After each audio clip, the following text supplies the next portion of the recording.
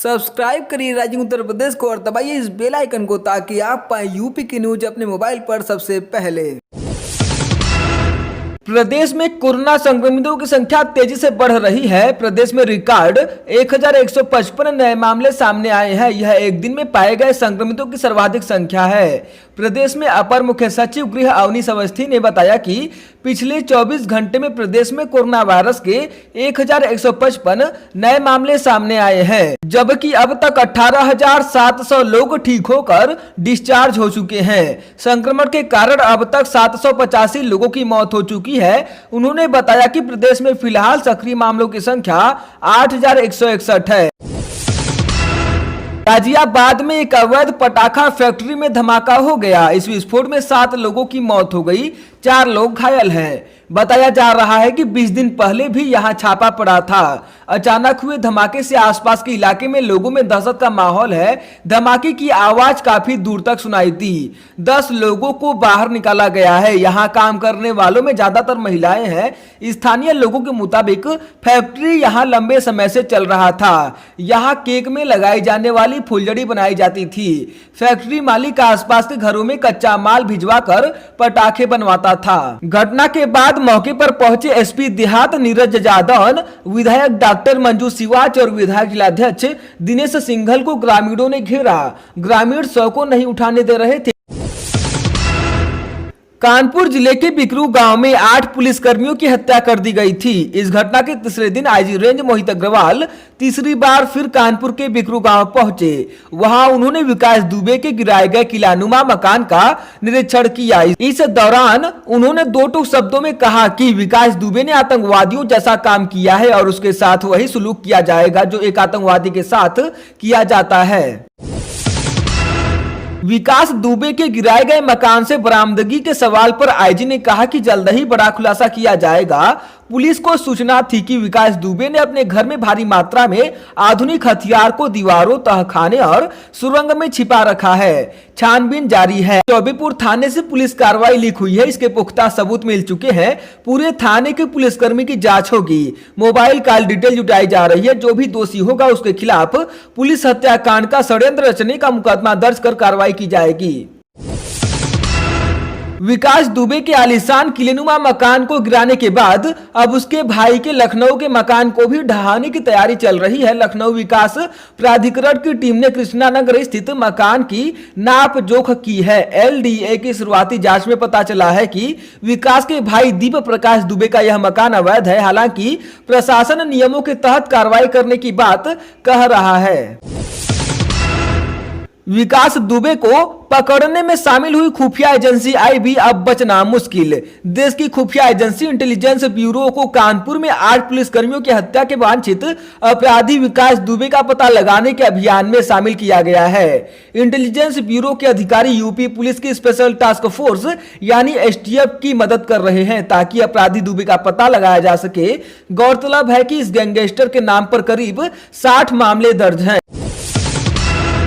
और यहाँ दिव्यापुर बाईपास पर सदर कोतवाली के एलजी गार्डन गेस्ट हाउस के पास अज्ञात कार मिलने से सनसनी फैल गई है। लखनऊ के नंबर की एक कार किसी अमित दुबे के नाम पर रजिस्टर्ड है। आशंका जताई जा रही है कि कानपुर मुठभेड़ कांड में फरार आरोपियों ने इस कार का प्रयोग किया है। गाड़ी के अंदर रखे संदिग्ध कागज, गाड़ी में लगी हुई चाबी ने शक और गहरा कर दिया है। पुलिस मामले की गहनता से जांच कर रही है।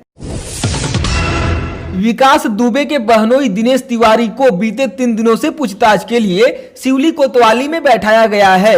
न्यूज चैनल से बातचीत में दिनेश तिवारी ने बड़ा बयान दिया है। दिनेश तिवारी कहते हैं कि विकास ने जो काम किया है हम कानून तोड़कर उसे मार देते। बहनोई दिनेश तिवारी ने बताया कि इसने अपनी मां को कई बार मारा। उनके पिताजी जो विक्षिप्त रहते हैं उन्हें सेंस नहीं है, दवा के बल पर चल रहे हैं, नहीं तो अब तक वो खत्म हो चुके होते। प्रदेश के दर्जा प्राप्त पूर्व राज्य मंत्री और सपा नेता इकबाल और उनके पिता अजमल अली के खिलाफ राजधानी लखनऊ पुलिस ने गैंगस्टर एक्ट की कार्रवाई की है। Ajmal Ali career dental college के मालिक हैं। 23 जून को सरकारी जमीन पर अवैध कब्जा करने के आरोप में प्रशासन ने बिल्डिंग ढहा दी थी। मड़िया इंस्पेक्टर विपिन सिंह ने बताया कि दोनों पर सरकारी जमीनों को कब्जाने का आरोप है। इकबाल सपा सरकार में दर्जा प्राप्त राज्य मंत्री रहा है। आरोपी पिता पुत्र के खिलाफ मड़िया थाने में 9 मुकदमे दर्ज हैं। जालौन जिले में झांसी कानपुर नेशनल हाईवे पर तेज रफ्तार ट्रक ने एक व्यक्ति को कुचल दिया, जिससे उसकी मौत हो गई। मृतक मुख्यमंत्री योगी का सुरक्षाकर्मी था। वह 8 दिन की छुट्टी लेकर घर गया था। पुलिस ने शव को पोस्टमार्टम के लिए भेज दिया है। आज से सावन माह की शुरुआत हो रही है, लेकिन कोरोना वायरस महामारी के चलते इस बार सावन माह में श्रद्धालुओं को श्री काशी विश्वनाथ मंदिर में दर्शन पूजन के लिए कई नियमों व बंदिशों से होकर गुजरना होगा। मंदिर के सीईओ गौरांग राठी ने बताया कि हर 6 घंटे के अंतराल पर मंदिर परिसर व आसपास के सभी क्षेत्रों को सैनिटाइज कराया जाएगा। बाबा विश्वनाथ के दर्शन के लिए श्रद्धालुओं को 3 जोन से होकर गुजरना होगा। बाबा के दर्शन के लिए शहर में लगाए गए यूनिपोल पर भी इंतजाम किया जा रहा है। इसके जरिए आरती पूजन और अभिषेक का लाइव प्रसारण किया जाएगा। मुख्यमंत्री योगी आदित्यनाथ ने लखनऊ में सुबह वन महोत्सव के अंतर्गत 25 करोड़ पौधा लगाने के अभियान का शुभारंभ किया था। प्रदेश में शाम होते होते 25 करोड़ पौधा लगाने का लक्ष्य भी पूरा कर लिया गया। प्रदेश भर में वृक्षारोपण के साथ जियो टैगिंग भी की जा रही है। मुख्यमंत्री योगी आदित्यनाथ ने कहा कि मुझे खुशी है कि हमने एक दिन में 25 करोड़ पौधा लगाने का लक्ष्य हासिल किया है। हमने आज राज्य में 25 करोड़ 75 लाख पौधे लगाए हैं। माफियाओं के खिलाफ हो रहे एक्शन के क्रम में एलडीए ने लालबाग में बाहुबली मुख्तार अंसारी से जुड़े एक अवैध निर्माण का बेसमेंट सील कर दिया है। कागज पर ये इमारत रईस अहमद के नाम पर दर्ज है, मगर आधिकारिक सूत्रों ने बताया कि बिल्डिंग के पीछे मुख्तार अंसारी का नाम शामिल है। 4 मंजिल की इमारत में 3 मंजिल का नक्शा पास है, मगर बेसमेंट और चौथी मंजिल का निर्माण नक्शे में शामिल नहीं है। राजधानी लखनऊ स्थित मोहनलालगंज में स्कॉर्पियो सवार दबंगों ने पेट्रोल पंप पर जमकर उत्पात मचाया। डीजल डलवाने को लेकर हुए विवाद के बाद दबंगों ने सेल्समैन सहित मैनेजर की कार्यालय में घुसकर जमकर मारपीट और तोड़फोड़ की। पुलिस ने 2 को हिरासत में ले लिया है, जबकि 2 कार सवार गाड़ी लेकर मौके से फरार हो गए हैं। गाजीपुर के नंदगंज थाना क्षेत्र के फतेहुल्लाहपुर में मुख्तार अंसारी के करीबियों के मेसर्स विकास कंस्ट्रक्शन द्वारा बनाए गए भवन में वर्ष 2011 से ही एफसीआई गोदाम संचालित हो रहा है। तभी से तालाब की भूमि पर इन लोगों ने अपना कब्जा जमाना शुरू कर दिया है। मुख्तार अंसारी के भय के कारण गांव वाले भी चुप रहते थे।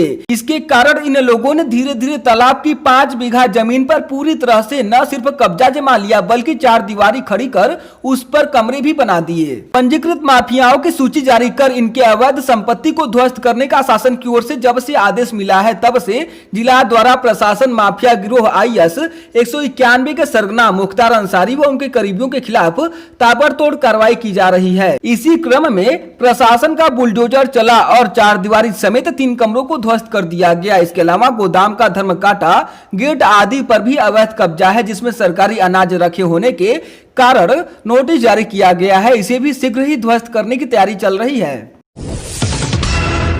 वाराणसी के लंका थाना क्षेत्र के सुंदरपुर में भाजपा के जिला महामंत्री व पुलिस कर्मियों की बीच हुई मारपीट के मामले में एसओ लंका अश्विनी चतुर्वेदी, सुंदरपुर चौकी प्रभारी सुनील गौड़ समेत फैंटम दस्ते के 2 सिपाही मनोज व धर्मेंद्र को निलंबित कर दिया गया है। एसएसपी प्रभाकर चौधरी के आदेश पर चारों को निलंबन की कार्रवाई हुई। कानपुर प्रकरण के बाद प्रदेश में कुख्यातों की दोबारा सूची बनने लगी है। एसटीएफ ने सरकार को दी गई 25 बदमाशों की सूची में 12 बदमाश पश्चिम के हैं। सभी की अवैध संपत्ति और जेल में उनकी निगरानी की जाएगी। उक्त बदमाशों के संपर्कों की भी पड़ताल की जाएगी। लखनऊ में जेल मुख्यालय और परिक्षेत्र डीआईजी संजीव त्रिपाठी कोरोना संक्रमित मिले हैं। 2 दिन पहले डीजी आनंद कुमार समेत जेल मुख्यालय के 60 अधिकारी और कर्मचारियों के नमूने लिए गए थे। स्वास्थ्य विभाग डीआईजी के संपर्क में आए जेलकर्मी, फॉलोअर और कार्यालय के बाबू की सूची तैयार कर नमूने लेगा। इन्हें घर पर क्वारंटाइन रहने की सलाह दी गई है। प्रदेश के ऊर्जा मंत्री श्रीकांत शर्मा ने हस्तिनापुर के राजकीय पशुधन एवं कृषि प्रक्षेत्र में हवन कर व हरी सकरी वाटिका में पीपल, बरगद व पिलखन का पौधा रोपित कर वन महोत्सव का शुभारंभ किया। वहीं कानपुर की घटना पर उन्होंने कहा कि दोषियों पर कड़ी कार्रवाई की जाएगी। जो नजीर बनेगी उससे अपराधी प्रदेश छोड़ने पर विवश हो जाएंगे।